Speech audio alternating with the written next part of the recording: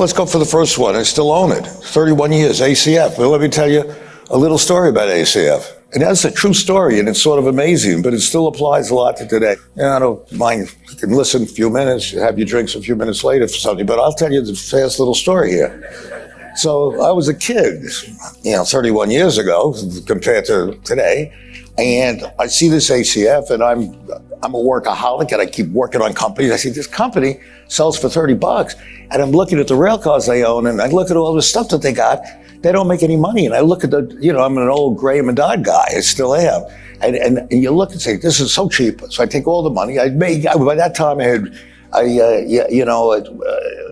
had a fair amount of money. I mean, nothing like today, I guess, but enough to, put in 400 or 500 million or borrow it or whatever I did.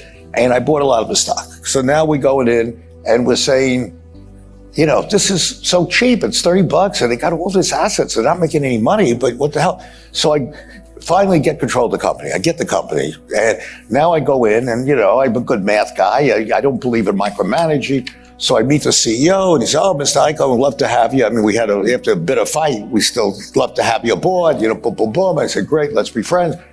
So they manufactured rail cars. I won't bore you with the details, but they had a lot of companies. And in the rail car business, the secret is very simple, that you make rail cars, but the government wants to incentivize you. So the government says, okay, in other words, you can depreciate the rail car over 5, 6, 7 years, but you can keep it for 40 years. So you get this great depreciation, so it's great tax incentive. So the secret is you got to make money, though, to use the tax benefits, right? So these guys kept buying companies, and every company they bought, they lost money. So that's what was the real problem. So now I go, and they got 12 floors on 3rd Avenue, when real estate was pretty good. I was the early 80s. And I say, okay, you're the guys that lease the rail cars. You're the guys that do all the darn work. And that's a true story, and it's sort of amazing, but it still applies a lot to today, maybe not as much. Well, pretty much as much. You're going to listen to this, it's hard to believe, I know. So I go in, and I'm a good math guy, I was a good numbers guy, I was a good poker player, I'm going to go understand what they do. So they said, Mr. Icahn, go to the 12th floor. We go to the 12th floor, and I write a yellow pad, and they try to explain it, and you do this. And these guys do this, these guys do that. I go to the 7th floor, new guy. Spend the whole day, go home, take a look at my yellow pad. I can't figure out what the hell they do. So I go back the next day, and the 7th floor, 9th floor, 8th floor, boom, boom, boom. And I say, I'm not an idiot. I can't figure out what the hell they do. It's like razzle dazzle. This guy does that. And I start asking, well, what do you need him to do that? Oh, this is very arcane stuff. You're not going to understand it. I say, okay, fine. So finally I say to him, I'm going to St. Louis. I want to see the guy who's the COO. I want to see the guy that manages the stuff, that makes the rail cars. Don't go, Mr. Icahn, don't go. So I say, well, why shouldn't I go? He said, they're scared of you. I said, what do you mean scared? What did I do? He said, nah, they depend on us. They depend on us, and we tell them what to do, and they're very worried that you might do something with us. I said, well, I'm not threatening to do anything, but I'd like to see it. But don't go. So I go back, 8th floor, 9th floor, 7th floor, boom, boom, boom, boom, go back home, can't figure out what the hell's going on. So I said, screw these guys. So I called the guy, his name is Joe, in St. Louis. I said, look, Joe, I want to come see you. See, of course, Mr. Icahn, I'd love to see you. I said, do me a favor, don't tell the CEO I'm coming. I just want to come myself and talk to you, but don't get nervous about anything. He said, why should I be nervous? I said, right.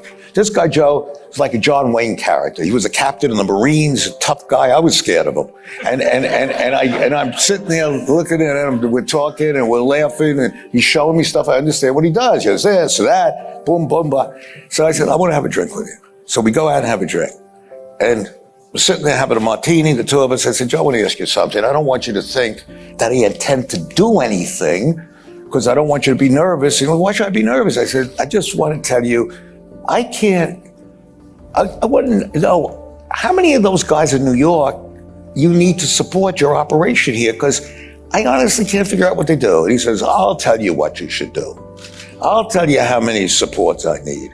I need minus 30. So I say, Joe, what the hell does that mean, minus 30?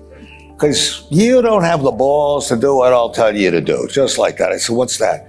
Get rid of all of them tomorrow. Get rid of all of them.